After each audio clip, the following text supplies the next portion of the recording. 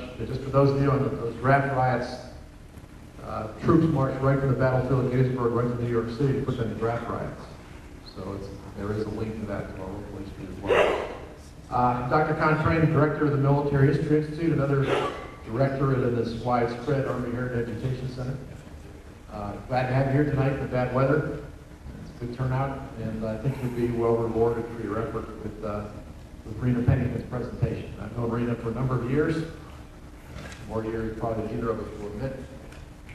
Reina is an example of our Equal Opportunity Program here at AHEC, and that she is a former Air Force officer. So we do let other services come in here now and then to talk. She's had a fascinating career. She's currently an associate professor of history at Norwich University, where she teaches military and Russian history. She's a former Air Force intelligence officer.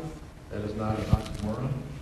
And served, that would be positive comment. Served 9 years as a Soviet analyst, working with the Red Flag program on Soviet fighter tactics. She's worked for DIA, Alaskan Air Command. Her publications include Wings, Women in War, Soviet Airwomen in World War II Combat, and Amazon's The Fighter Pilots, a biographical dictionary of military women, as well as numerous journal and journal articles and chapters and books.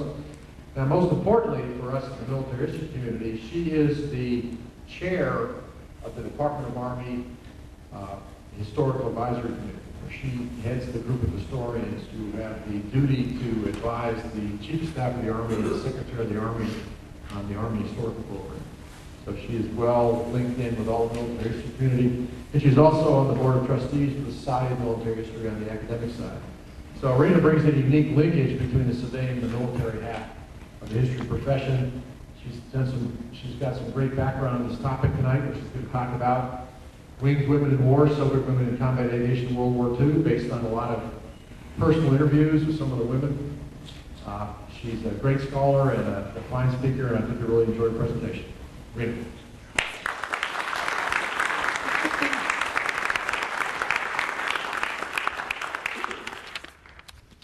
Well, thanks everyone for coming out.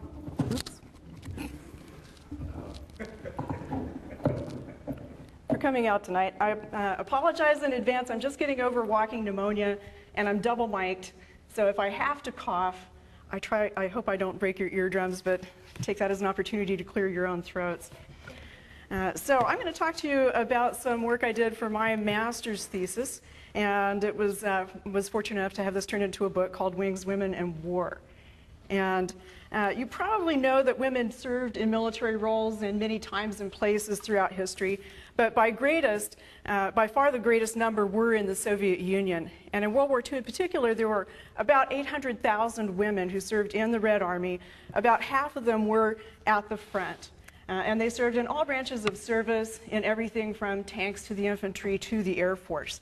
But as a former Air Force officer, that's my particular interest, and that's what I'm going to talk about tonight.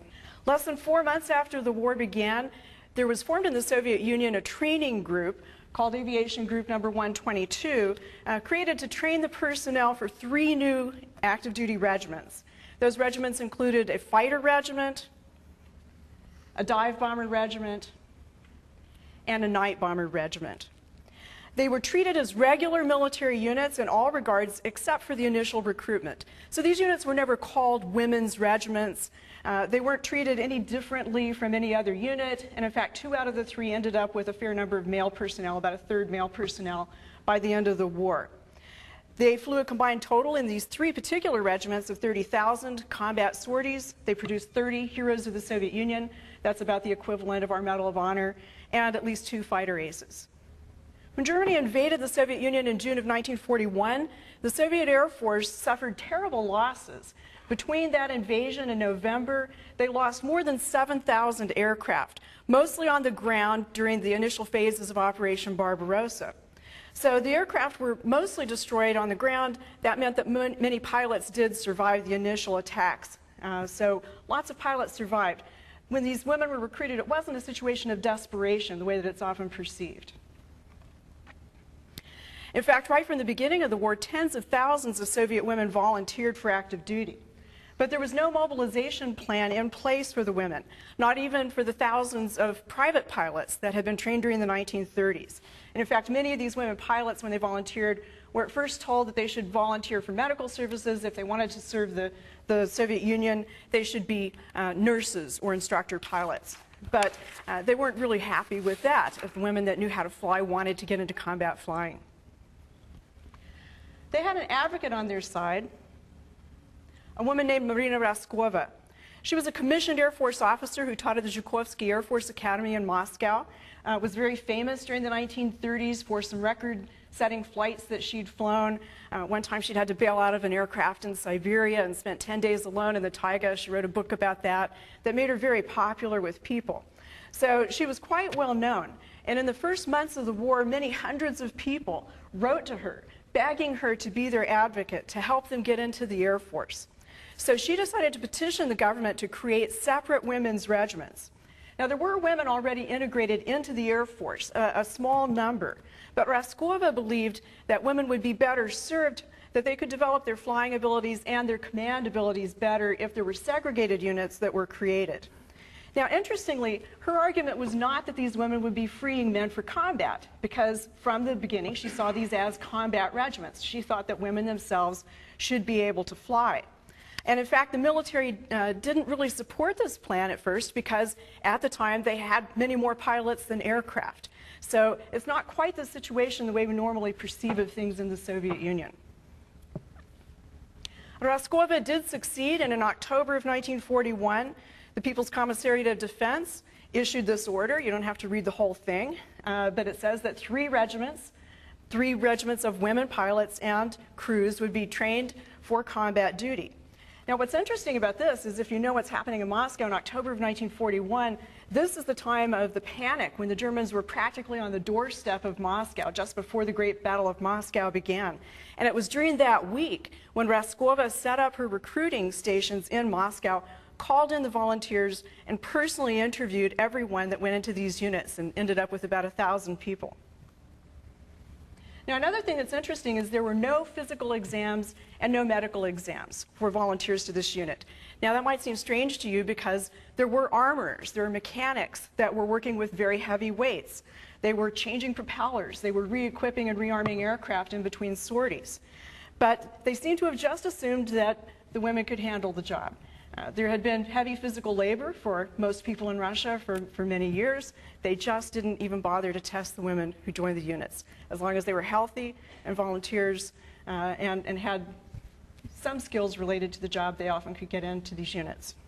There were also no restrictions on age, marital status, or motherhood. Most of the women who volunteered were young. Many of them were college students, but there were some who were married and had children. Raskova herself had an 8-year-old daughter. She left her in the care of her grandmother. So by October 17th, as the German offensive against Moscow was reaching its peak, the entire group that had been recruited for Aviation Group 122 was transported by train to Engels. It's about 500 miles to the southeast of Moscow. There was a large aviation school located there, and they sent them in semi-heated freight cars, on trains. It took 9 days to get there because they were frequently shuttled off to sidings, practically no food. The journey in itself is quite a story. When they arrived at Engels, the first order that was given was that they would all get boy-style haircuts at the barber shop, and then their studies began in earnest. A flight training program that usually took 3 years on average was condensed into 6 months. Most of the women who arrived had no previous military training. The uniforms didn't fit well. In fact, there were no women's uniforms until 1943, so they were given men's uniforms right down to the underwear and the boots. You can imagine these things didn't fit very well. Their marching was something of a disgrace between the lack of training and the oversized boots, and some of these women had trouble adjusting to military life.